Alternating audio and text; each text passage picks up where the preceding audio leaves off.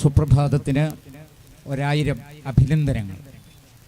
സുപ്രഭാതം മാത്രമല്ല, മറ്റ് മാധ്യമങ്ങളും അതുപോലെ തന്നെ സമൂഹത്തിലെ വിവിധ സംഘടനകളും എല്ലാവരും ഒറ്റക്കെട്ടായി രംഗത്ത് ഇറങ്ങിയാൽ മാത്രം തകർത്തെറിയാൻ പറ്റുന്ന ഒരു ഭീകര മുഖത്താണ് നമ്മൾ നിൽക്കുന്നത് എന്ന ബോധ്യം എല്ലാവർക്കും ഉണ്ടാകട്ടെ. ഇവിടെ ചില കൊലപാതകങ്ങൾ, ചില ദുർമരണങ്ങൾ ഇതൊക്കെ സംഭവിക്കുമ്പോൾ പെട്ടെന്ന് ഒരു അലർട്ട്, ഒരു ജാഗ്രത സർക്കാരിൻ്റെ ഭാഗത്തുനിന്നും അനുബന്ധമായി എക്സൈസ് ഡിപ്പാർട്ട്മെൻറ്റിൻ്റെ ഭാഗത്തു നിന്നും പോലീസിൻ്റെ ഭാഗത്തു നിന്നും പിന്നെ മറ്റ് സംഘടനകളുടെ ഭാഗത്തു നിന്നും ഉണ്ടാകാറുണ്ട്. ഇതിനു മുമ്പും ഉണ്ടായിട്ടുണ്ട്. പക്ഷെ അത് പെട്ടെന്ന് തന്നെ ഇല്ലാതായി പോകുന്നതും നമ്മൾ കാണുന്നുണ്ട്. അതുകൊണ്ട് ഒന്നാമതായി വേണ്ടത് കാര്യങ്ങൾ വളരെ വഷളായിരിക്കുന്നു എന്ന തിരിച്ചറിവാണ്. അതുകൊണ്ട് തന്നെ അധികാര കേന്ദ്രങ്ങൾ, ഞാനും റാഷിദും എന്തു പറഞ്ഞാലും എനിക്കോ റാഷിദിനോ നിങ്ങൾക്കോ അധികാരം കയ്യിലെടുക്കാനുള്ള ഒരവകാശവുമില്ല എന്ന് നിങ്ങൾ തിരിച്ചറിയണം. ഒരു മയക്ക് വസ്തുക്കൾ, മയക്ക് മരുന്ന് എന്ന് ഞങ്ങൾ അധികം പറയാറില്ല, അതിൻ്റെ ഒരു തെറ്റാ. മരുന്നാണെങ്കിൽ ഉപയോഗിക്കാമല്ലോ. മയക്കു വസ്തുക്കൾ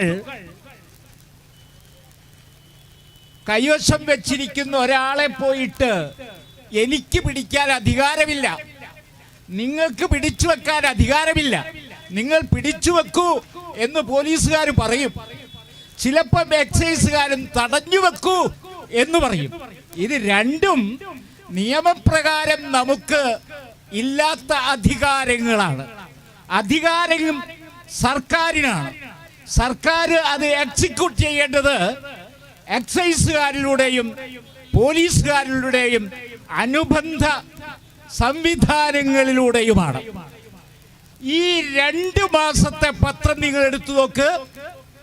കോടിക്കണക്കിൽ രൂപയുടെ രാസലഹരി വസ്തുക്കളും അതുപോലെ തന്നെ ആയിരക്കണക്കിൽ കൾപ്രിറ്റ് കുറ്റവാളികളെയും കണ്ടുപിടിച്ചു കഴിഞ്ഞു. അല്ലേ? ആരാ കണ്ടുപിടിച്ചത്? ഞാനല്ല, റാഷിയുമല്ല. കണ്ടുപിടിച്ചത് എക്സൈസ് ഡിപ്പാർട്ട്മെന്റും പോലീസ് ഡിപ്പാർട്ട്മെന്റും ചേർന്നാണ്. എന്റെ ചോദ്യം ഇതാണ്, 2 മാസം മുമ്പ് എക്സൈസ് ഡിപ്പാർട്ട്മെന്റ് കേരളത്തിൽ ഇല്ലായിരുന്നോ? പോലീസ് ഡിപ്പാർട്ട്മെന്റ് കേരളത്തിൽ ഇല്ലായിരുന്നോ? അതിനു മുൻപ് അറസ്റ്റുകൾ നടക്കുന്നില്ലേ സാർ? അതിനു മുമ്പ് നടന്ന അറസ്റ്റുകൾ വളരെ പരിമിതമാണ്. അറസ്റ്റുകൾ നടന്നിട്ടുണ്ട്. പക്ഷെ ഈ കാണുന്ന ജാഗ്രത, ഈ കാണുന്ന ഓട്ടം അന്നുണ്ടായില്ല, കുറെ കാലമായി ഉണ്ടായില്ല. അതുകൊണ്ട് നമ്പർ 1 ഈ കാര്യത്തിൽ ഇത് ഇഫക്റ്റീവായി നടപ്പാക്കാൻ, അതായത് മഹാത്മാഗാന്ധിയുടെ ഒരു വാക്യമുണ്ട്, ലഭ്യതയാണ് പ്രശ്നം, ലഭ്യതയാണ് പ്രശ്നം, അവൈലബിലിറ്റിയാണ് പ്രശ്നം എന്ന വാക്യത്തെ മറന്നു പോകണ്ട. അതുപോലെ പഴയ നമ്മുടെ മതവിശ്വാസങ്ങളെ നിങ്ങൾ എടുത്തു നോക്ക്. എനിക്ക് തോന്നുന്നു ലഹരിക്കെതിരെ ഏറ്റവും ശക്തമായിരിക്കുന്ന കാഴ്ചപ്പാട് മുന്നോട്ട് വെച്ച ഒരു മതമാണ് ഇസ്ലാം മതം. എന്താ പറഞ്ഞിരിക്കുന്നത്? കുല്ലു ശരാബിൻ അസ്കറ ഫഹുവ ഹറാമുൻ. മദ്യം നിനക്ക് നിഷിദ്ധമാണ്, അത് ഒരു കാരണവശാലും ഉപയോഗിച്ചു പോകരുത് എന്നാണ്. മദ്യം ഉണ്ടാക്കുന്നവനെ നാറും, കൊടുക്കുന്നവനെ നാറും, കുടിക്കുന്നവനെ നാറും എന്ന് പറഞ്ഞൊരു ഗുരു അങ്ങ് വടക്ക് തെക്കു ഭാഗത്തുണ്ടായിരുന്നു. അദ്ദേഹത്തിന്റെ പേരാണ് ശ്രീനാരായണ ഗുരുദേവൻ. അന്നും തൊഴിൽ പ്രശ്നം അദ്ദേഹത്തോട് ചോദിച്ചിട്ടുണ്ട്. ചോദിച്ച ചോദ്യം എന്തായിരുന്നു? അല്ല ഗുരു, ഇത് നിന്നുപോയാൽ ഞങ്ങൾ പട്ടിണി കിടക്കേണ്ടി വരില്ലേ? ഗുരു പറഞ്ഞു, നിന്റെ കയ്യിലിരിക്കുന്ന വീതിയാർന്ന ചെത്ത് കത്തി 4ആയി മുറിച്ചാൽ 4 ക്ഷൗരക്കത്തി കിട്ടും. ആ ക്ഷൗരക്കത്തി കൊണ്ട് അഭിമാനകരമായ ജീവിതം നയിക്കുകയാണ് വേണ്ടത് എന്ന് പറഞ്ഞു കൊടുത്ത ഗുരുനാഥന്റെ ആളാണ്. ഞാൻ പറഞ്ഞു വരുന്ന പ്രധാന പോയിന്റ് അതൊന്നുമല്ല, മറിച്ച് സർക്കാർ കൂടുതൽ ഇഫക്റ്റീവായി, കൂടുതൽ ഫലപ്രദമായി ലഹരിയെ തടയണം.